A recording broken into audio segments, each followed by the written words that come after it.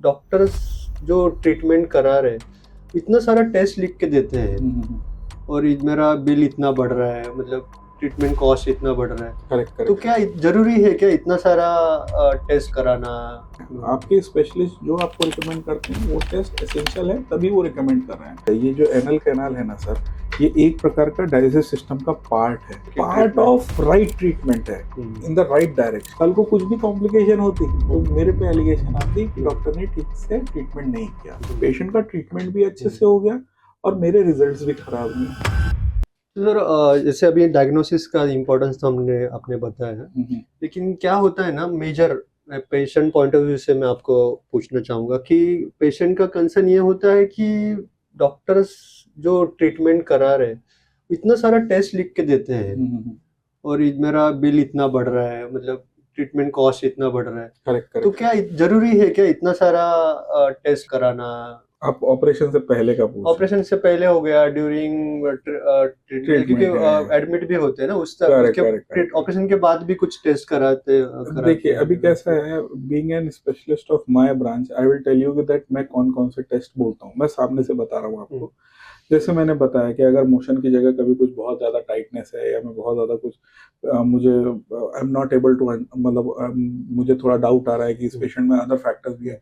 जैसे मैंने आपको पहले भी बताया कि मैं एक पेट का सोनोग्राफी और स्टूल टेस्ट तो मैंडेटरी करता ही करता हूँ, ताकि हम मोशन की जगह जो है, ये जो एनल कैनाल है ना सर, ये एक प्रकार का डाइजेस्टिव सिस्टम का पार्ट है, it is not the digestive system. तो इस पार्ट में कंट्रीब्यूट करने वाले ऑर्गन सब अलाइंड हैं कि नहीं, सब ठीक से काम कर रहे हैं कि नहीं कर रहे हैं, वो देखना बहुत जरूरी है। नहीं तो क्या होता है, हम मोशन की जगह वाली पार्ट पे फोकस करने लगते हैं और वो छूट जाता है। तो इसके लिए जैसे एक सोनोग्राफी मैंडेटरी है, लेकिन जैसे आपका एक थोड़ा कंसर्न है, क्वेरी है क्यों करना, तो सर वो इसलिए करना होता है कि बाकी चीजें ऑर्गेनाइज हैं कि नहीं है। सिमिलरली अभी स्टूल टेस्ट भी उसी चीज के लिए करना है। मोशन की जगह का एमआरआई करना है, इसलिए मैंडेटरी मैं कभी कभी पेशेंट्स को बोलता हूँ। कभी कभी पेशेंट का एक एज फैक्टर होता है।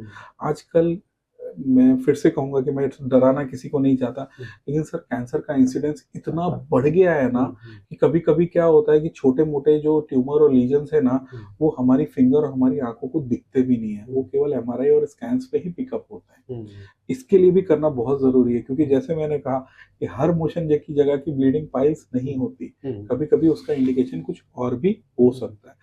तो दैट इज द रीजन कि ये 3 टेस्ट मेरे लिए मैंडेटरी रहते हैं कि मैं कर लूँ, ताकि अपने से कुछ रूल आउट ना, कुछ छूट ना जाए। तो ये डायग्नोसिस के टेस्ट जो होते हैं वो पार्ट ऑफ एडवांसमेंट है, जो आजकल के पार्ट ऑफ राइट ट्रीटमेंट है, इन द राइट डायरेक्शन। ये तो 3 टेस्ट हुए। अब आते हैं जो ऑपरेशन से रिलेटेड टेस्ट लगते हैं, जैसे blood test, CBC, creatinine. Sir क्या होता है, जब भी हम कभी भी किसी पेशेंट को एडमिट करते हैं, ऑपरेशन करते हैं, तो उसमें मल्टीपल एंटीबायोटिक्स जाती हैं, एनेस्थीसिया की मेडिसिन जाती हैं।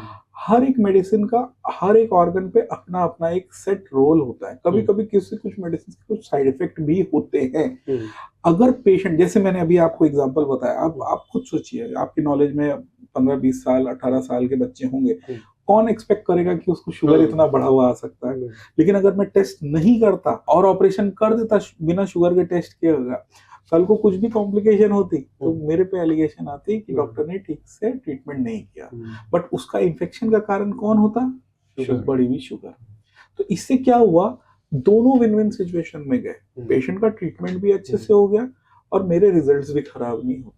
तो ये एक बहुत बड़ा सिग्निफिकेंस है कि अगर हमें बाद की कॉम्प्लिकेशंस को अवॉइड करना है तो हमें पहले ही सारा वर्कअप कर लेना है। कोई चीज ग्रांटेड पकड़ के नहीं चल सकते। नहीं सर, उसमें देखिए मैंने क्या कहा, जितना एसेंशियल है उतना करना बहुत जरूरी है, ठीक है।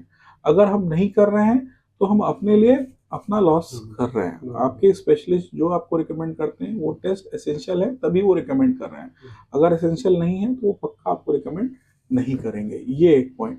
अब हम आते हैं, ये तो हो गया ऑपरेशन के टाइम की बात। अभी लोग, मैं जैसे मोशन की जगह का ऑपरेशन करता हूँ, एनल कैनाल का ऑपरेशन करता हूँ, पाइल्स का करता हूँ, पेशेंट का बहुत बड़ा क्वेरी होता है, सर ईसीजी एक्सरे क्यों करना? सर ईसीजी एक्सरे मेरे लिए नहीं करना है, हमारे जो एनेस्थेटिक हैं उनको भी जानना है ना। कल को मेडिसिन दी एनेस्थीसिया की, हार्ट में कुछ इश्यू आ गया या एक्सरे में कोई पहले से प्री एग्जिस्टिंग इश्यू तो नहीं है, पता चला एनेस्थीसिया का टाइप उन्हें चेंज करना पड़े, तो उनके लिए भी वो जानकारी लेना बहुत इंपॉर्टेंट होता है। तो वो जानकारी ईसीजी एक्सरे से मिलती है उनको कि हाँ उनका लंग फील्ड क्लियर है, उनका हार्ट एकदम क्लियर है, तो अगर हम कुछ देंगे भी, गॉड फॉरबिड कुछ 19-20 होता है तो वो मैनेजेबल है। लेकिन अब किसी किसी को कोई हार्ट का इशू, सर मैंने पेशेंट्स का ट्रीटमेंट किया है, 34 ईयर मेल एक पेशेंट थे मेरे, उनका ऑपरेशन करना था।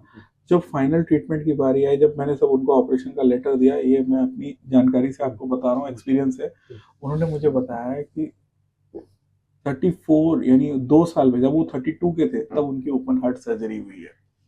अब आप बताइए सर कि अभी इस यंग पेशेंट को मेरे को 2D को हम लोग एक्सपेक्ट ही नहीं करते कि ये चीजें भी हो सकती है, क्योंकि वो डे टू डे प्रैक्टिस में जब आप इंडिविजुअल अक्रॉस द काउंटर आप देखते हैं पेशेंट, तो पेशेंट को आपको एक होलिस्टिक तरीके से देखना है।